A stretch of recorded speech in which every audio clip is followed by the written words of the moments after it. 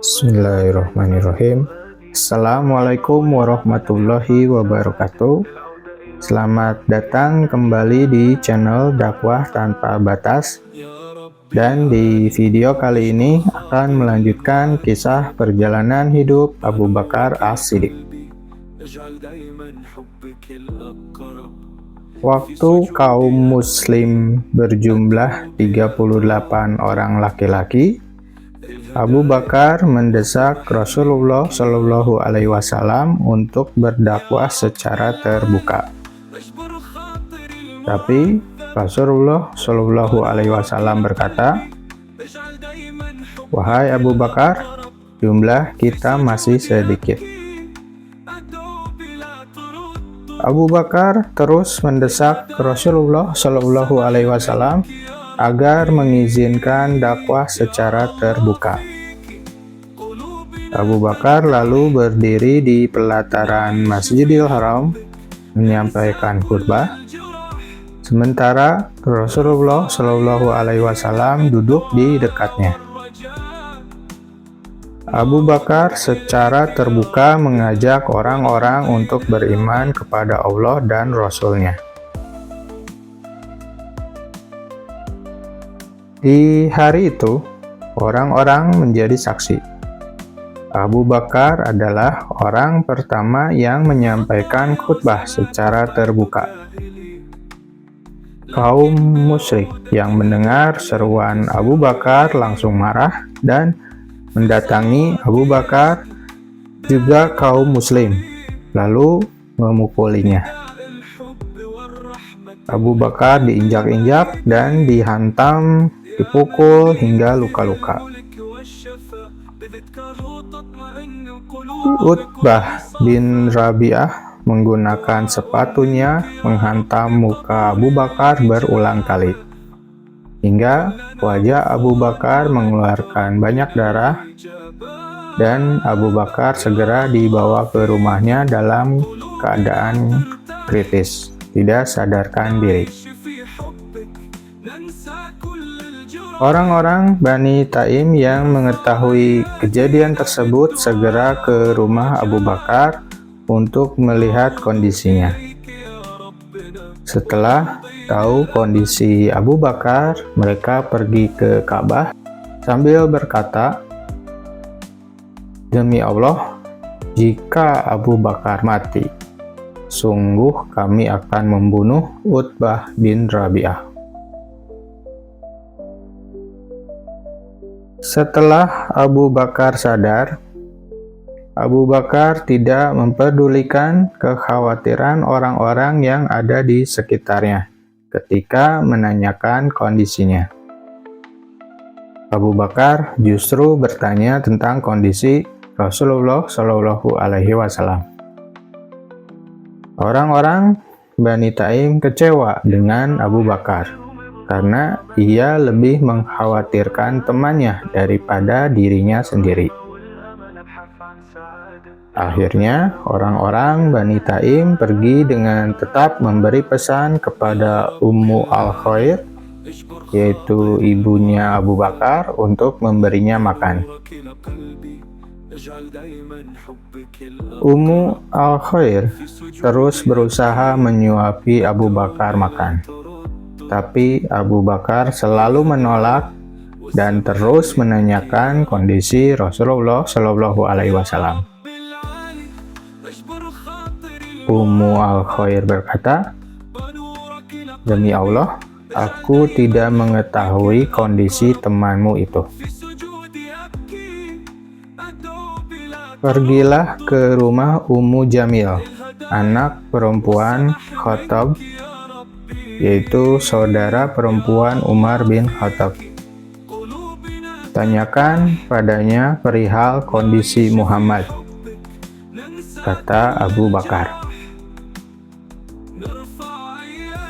Ummu Al-Khair sadar bahwa Abu Bakar sangat mengutamakan Muhammad melebihi dirinya sendiri.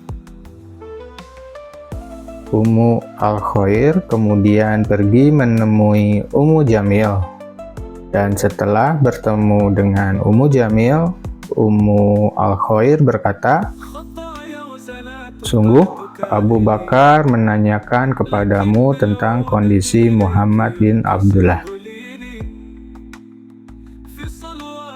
Ummu Jamil tidak segera menjawab. Ia malah berkata, "Aku tidak mengenal baik Abu Bakar maupun Muhammad bin Abdullah. Namun, jika engkau mau, aku akan pergi bersamamu menemui anakmu, yaitu Abu Bakar." Kemudian mereka pergi menemui Abu Bakar, dan sesampainya di sana, Ummu Jamil terkejut dengan kondisi Abu Bakar yang sedang tidak berdaya. Lalu Ummu Jamil mendekatinya dan berbisik, "Demi Allah, mereka yang melakukan ini pasti orang jahat dan musyrik. Semoga Allah membalas atas apa yang mereka lakukan kepadamu." "Bagaimana kondisi Rasulullah Shallallahu Alaihi Wasallam?" tanya Abu Bakar. Lalu Ummu Jamil berbisik, "Ibumu mendengarkan percakapan kita."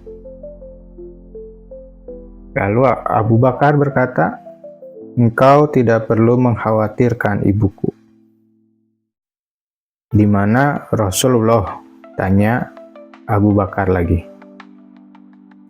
Lalu Ummu Jamil menjawab, "Beliau di rumah Al-Arqam."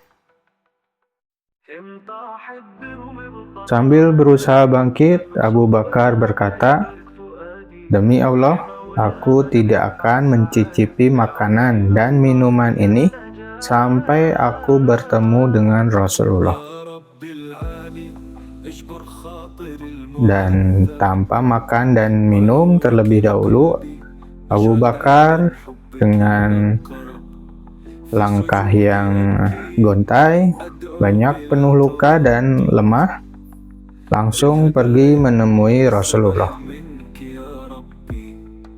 Ummu Jamil dan Ummu Al-Khair menemani Abu Bakar menuju rumah Al-Arqam menemui Rasulullah Shallallahu Alaihi Wasallam. Nah, ketika Abu Bakar tiba, Rasulullah Shallallahu Alaihi Wasallam dan para sahabat terkejut melihat keadaan Abu Bakar. Beliau segera mendekat lalu langsung memeluk Abu Bakar dan menciuminya. Para sahabat pun memeluk Abu Bakar sambil meneteskan air mata. Setelah melihat keadaan Rasulullah Shallallahu Alaihi Wasallam dan para sahabat dalam kondisi baik, Abu Bakar berkata, "Demi Allah, ayah dan ibuku sebagai tebusanmu, wahai Rasulullah. Aku tidak mengalami apa-apa selain pukulan yang diberikan orang-orang yang fasik itu ke wajahku. Inilah ibuku yang sangat baik kepada putranya, sedangkan engkau adalah orang yang diberkahi Allah. Berdoalah kepada Allah agar Allah menyelamatkannya dari neraka." Rasulullah Shallallahu Alaihi Wasallam kemudian mendoakan Ummu Al-Khair dan Allah mengabulkan doanya, dan saat itu juga Ummu Al-Khair masuk Islam. Saya mohon maaf apabila ada kesalahan dalam penyampaian atau penulisan, karena saya hanya manusia dan kesempurnaan hanya milik Allah. Jazakumullah. Wassalamualaikum warahmatullahi wabarakatuh.